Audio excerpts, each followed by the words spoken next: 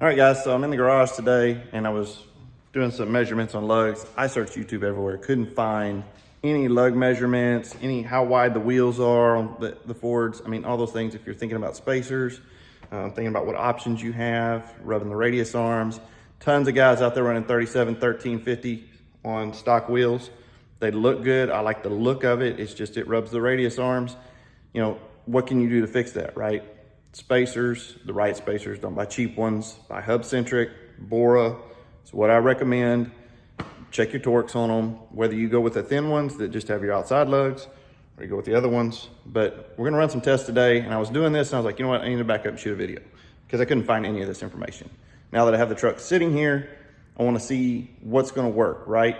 Because you can cut off some of the stud to put a different spacer, but then if you do that, then you can't mount the factory wheels without spacers. A bunch of options, right, on what you can do, right? You don't wanna do that. I like to leave the options open. I really like the thin spacers that go on there, but I don't know if I have enough thread, right? You need about 7 turns of thread to get a good tight fit. And you know, on hub centric, basically you're just compressing the wheel here. All of your weight is riding right here on the hub.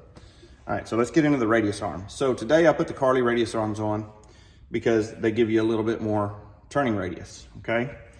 And so when I did that, what I did was on the stock ones is I measured from this bolt, sorry, I've got my camera backwards. This bolt up here, center to where they rub was about 11 inches back, okay?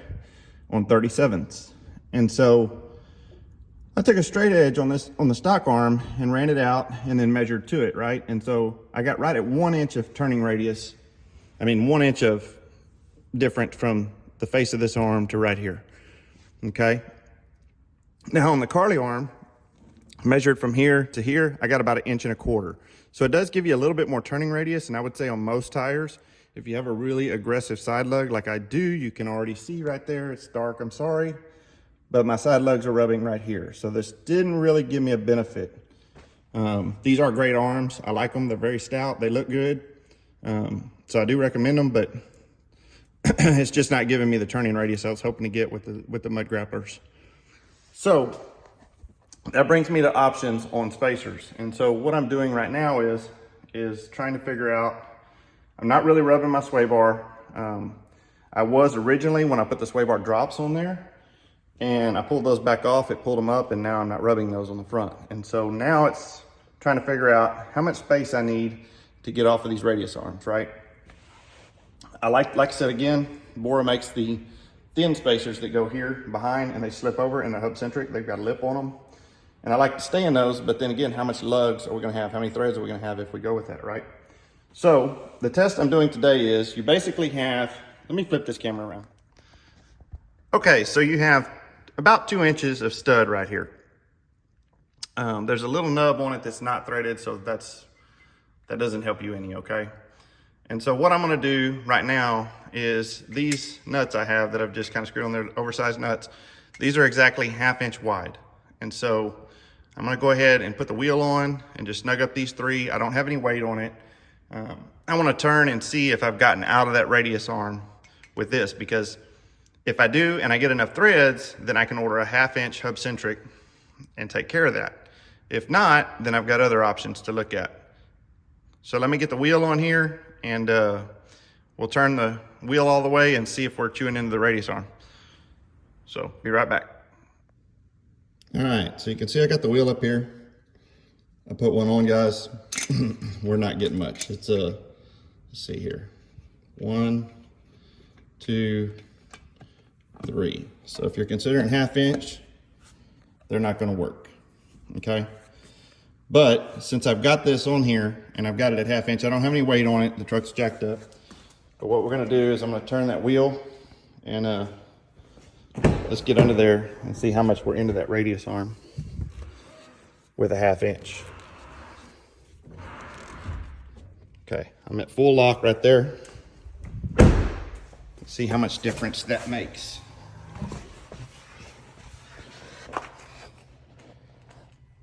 Okay, with this Mud Grappler, I would say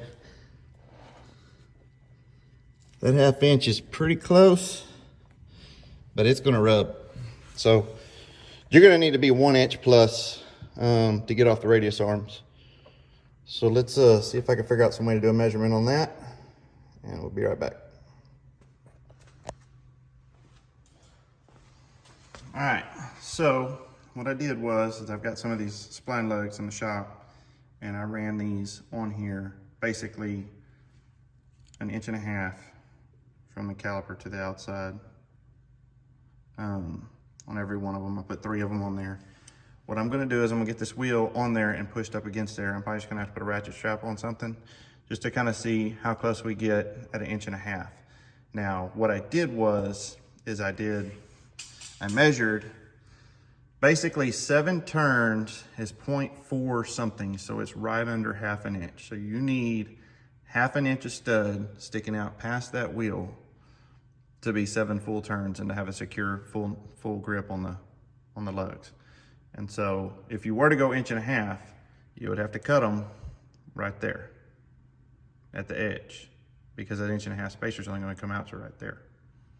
Okay, so I'm going to get this on there. We'll look at the side profile and kind of show you what the 1.5 inch looks like. I know there's a lot of guys with 2 inch, and you can run the 2 inch, but even the 2 inch guys have to cut some of this tip off right here depending on their spacer, because this will stick out past the spacer. So let's take a look at that and see what that looks like. Okay, so if you were to do the 1.5 inch on the front, that's what your side profile would look like. I've got it just sitting on there, pushed up against those lugs. So what we're gonna do now is we're gonna turn it. Let's see how far we are from the radius arm. Okay, with the 1.5 inch, with the tire mounted up, we're plenty off the radius arm. That is full lock. My wife is holding the wheel to the left, so you will have 0 radius arm rub. It looks like a 1 inch would possibly work. Let's check that out.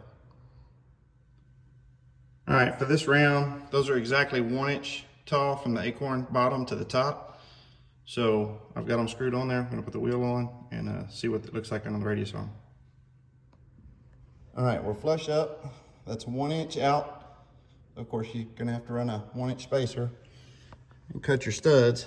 But if you look, we're perfect. It won't touch the radius arm at 1 inch.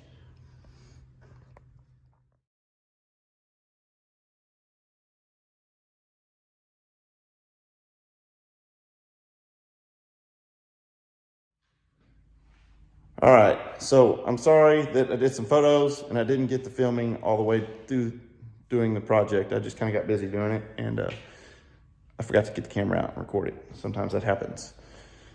So looking at it, if you're planning on doing a thin spacer behind the wheel, you know, some of them that just go through your lugs, you know, if you get the hub centric ones and you try it, really a 1/4 inch is probably all you're gonna have.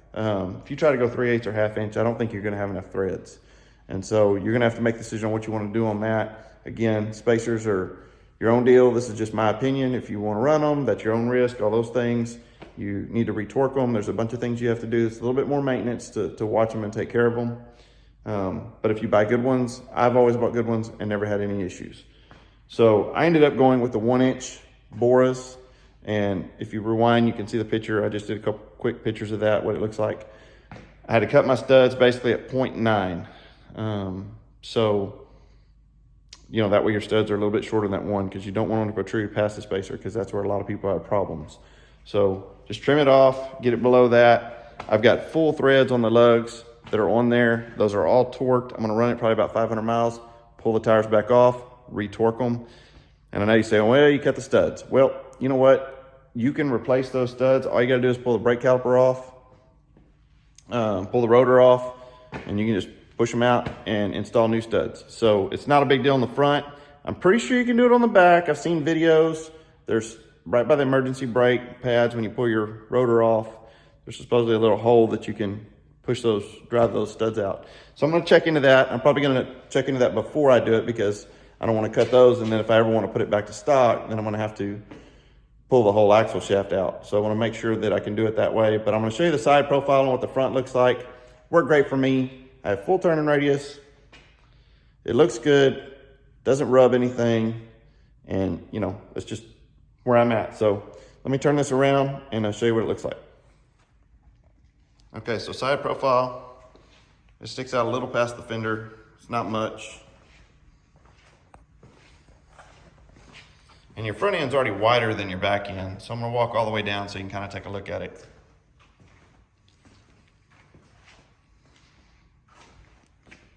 So I'd like to do the ones on the back also, but like I said, I'm gonna make sure I can get those studs out and replace them if I ever wanna go back to stock before I make that move. But that's the side profile.